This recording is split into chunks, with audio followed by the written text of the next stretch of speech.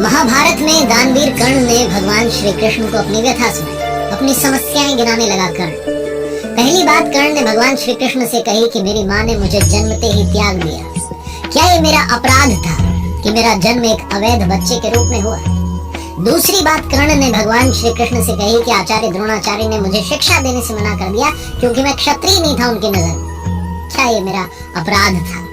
कर्ण ने तीसरी बात कही कि द्रौपदी के स्वयंवर में मुझे अपमानित किया गया कि मैं राज परिवार का हिस्सा नहीं हूं। क्या ये मेरा अपराध था? मुझे बार बार अपमानित किया गया। तो जवाब में, उत्तर में भगवान श्री कृष्ण ने कहा कि हे कर्ण, अब जरा ध्यान से सुनो। मेरा जब जन्म हुआ तो मेरा जन्म ही कारागार में हुआ। मेरे पैदा होते ही मृत्यु मेरी प्रतीक्षा कर रही थी। जिस रात मेरा जन्म हुआ उस रात मेरे माँ बाप से मुझे अलग होना पड़ा।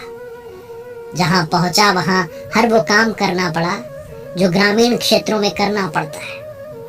गायों का गोबर अपने हाथ से उठाना पड़ा। मैं जब छोटा था, चल नहीं सकता था, तब मेरे ऊपर प्राण घातक हमले किए गए। मुझे मारने की बारंबार कोशिश की गई।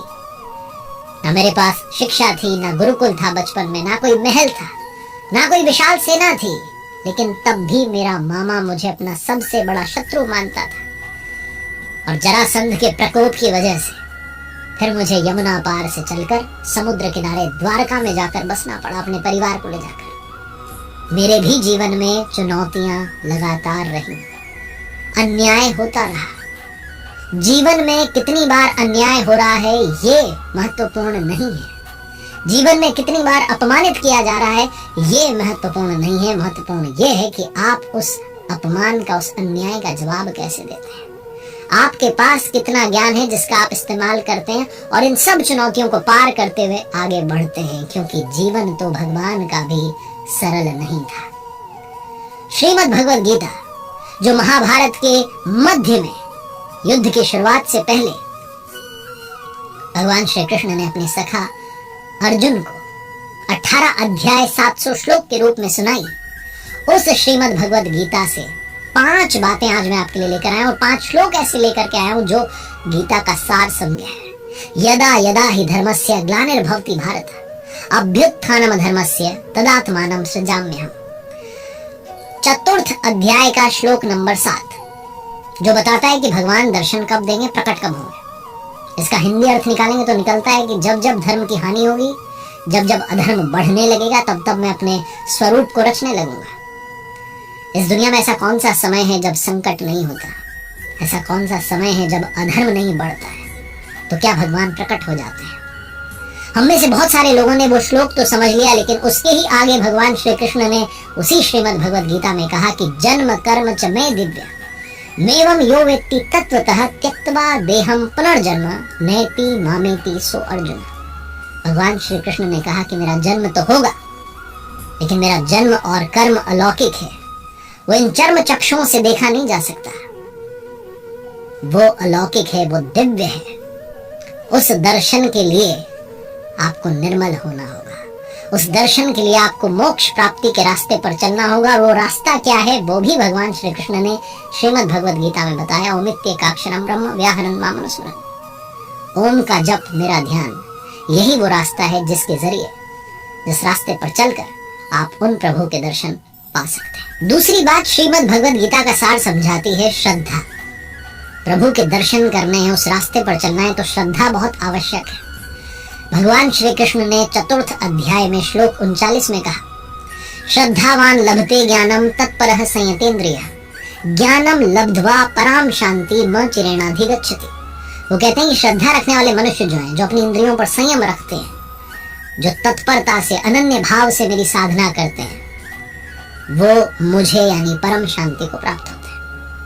भगवान श्री कृष्ण ने आगे श्रीमद् भगवद गीता में 9वें अध्याय में श्लोक 26 में एक बात और कही कि पत्र पुष्प फल जल जो भी अर्पण कर रहा है श्रद्धा भाव से, उसे मैं प्रेम सहित स्वीकार करता हूं।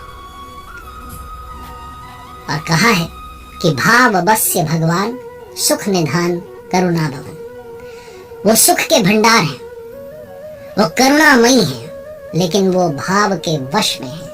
जहां भाव है वहां भगवान है।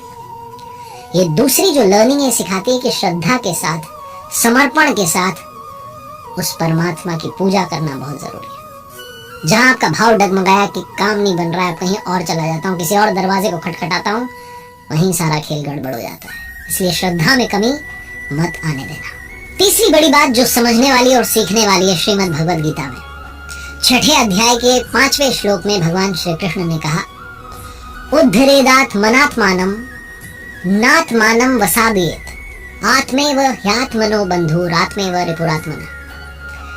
हिंदी अनुवाद अगर करें इस श्लोक का तो निकलता है कि अपने द्वारा अपना इस संसार सागर से, समुद्र से उद्धार करें और अपने को अधोगति में ना डालें। भगवान श्री कृष्ण कहते हैं क्योंकि पार्थ, हम स्वयं अपनी आत्मा के मित्र हैं और शत्रु हैं। और थोड़ा समझें तो आत्मना अपने द्वारा, आत्मानम अपने आप का, उद्धरेत उद्धार करें, आत्मानम अपने आत्मा को अधोगति में ना पहुंचावें, ये कहने का अर्थ है। और इसका सीधा मतलब अगर आप अपने जीवन में निकालें, इंसान, मनुष्य जहां कहीं है, जो कुछ कर रहा है, उसका जिम्मेदार सिर्फ और सिर्फ स्वयं है।